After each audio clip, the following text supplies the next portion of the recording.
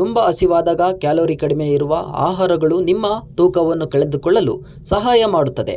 ಅಂತಹ ತಿಂಡಿಗಳ ಪಟ್ಟಿ ನಮ್ಮ ಚಾನಲಲ್ಲಿವೆ ನೋಡಿ. ಕಡಿಮೆ ಕ್ಯಾಲೋರಿಗಳು, ಹೆಚ್ಚಿನ ಫೈಬರ್ನಲ್ಲಿವೆ ಮತ್ತು ಪೋಷಕಾಂಶಗಳು ಒಳಗೊಂಡಿದ್ದು ನಿಮಗೆ ಪೂರ್ಣ ಭಾವನೆಗಳನ್ನು ನೀಡುತ್ತದೆ. ಇದು ಹಾಲು ಚಾಕೊಲೇಟ್ಗಿಂತ ಕಡಿಮೆ ಸಕ್ಕರೆ ಮತ್ತು ಹೆಚ್ಚು ಕೋಕೋವನ್ನು ಹೊಂದಿರುವುದರಿಂದ ತೂಕ ನಷ್ಟಕ್ಕೆ ಸಹಾಯ ಮಾಡುತ್ತದೆ. ಫೈಬರ್ ಮತ್ತು ಉತ್ಕರ್ಷಣ ನಿರೋಧಕಗಳನ್ನು ಒಳಗೊಂಡಿರುವ ಕಡಿಮೆ ಕ್ಯಾಲೋರಿ ತಿಂಡಿಯಾಗಿದೆ. ಜೋಳವನ್ನು ಸ್ವಲ್ಪ ಸುಡುವ ತನಕ ಗ್ರಿಲ್ ಮಾಡಿ, ಅದಕ್ಕೆ ಉಪ್ಪು ಮತ್ತು ನಿಂಬೆ ರಸದೊಂದಿಗೆ ಸೇವಿಸಿ. ಇದು ಕಡಿಮೆ ಕ್ಯಾಲೋರಿಗಳು, ಹೆಚ್ಚಿನ ಫೈಬರ್ ಮತ್ತು ಧಾನ್ಯವನ್ನು ಹೊಂದಿರುತ್ತದೆ. ಆದಾಗ್ಯೂ ಪಾಪ್ಕಾರ್ನ್ ಅನ್ನು ಮಿತವಾಗಿ ತಿನ್ನುವುದು ಮುಖ್ಯ, ಏಕೆಂದರೆ ನೀವು ಹೆಚ್ಚು ತಿಂದರೆ ಅದು ಇನ್ನೂ ಕೊಬ್ಬನ್ನು ಹೆಚ್ಚಿಸುತ್ತದೆ.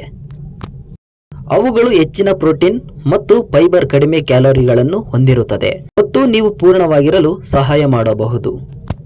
ಖರ್ಜೂರವು ತೂಕ ನಷ್ಟಕ್ಕೆ ಸಹಾಯ ಮಾಡುತ್ತದೆ, ಏಕೆಂದರೆ ಅವುಗಳು ಹೆಚ್ಚಿನ ಫೈಬರ್ ಮತ್ತು ಕಡಿಮೆ ಕೊಬ್ಬನ್ನು ಹೊಂದಿರುತ್ತದೆ.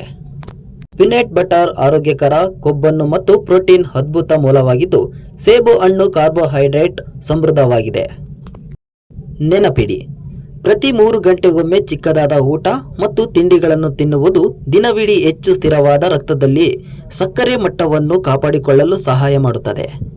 ಇಂತಹ ಹೆಚ್ಚಿನ ಮೆಸೇಜ್ಗಾಗಿ ನಮ್ಮ ಚಾನಲ್ ಅನ್ನು ಸಬ್ಸ್ಕ್ರೈಬ್ ಮಾಡಿ.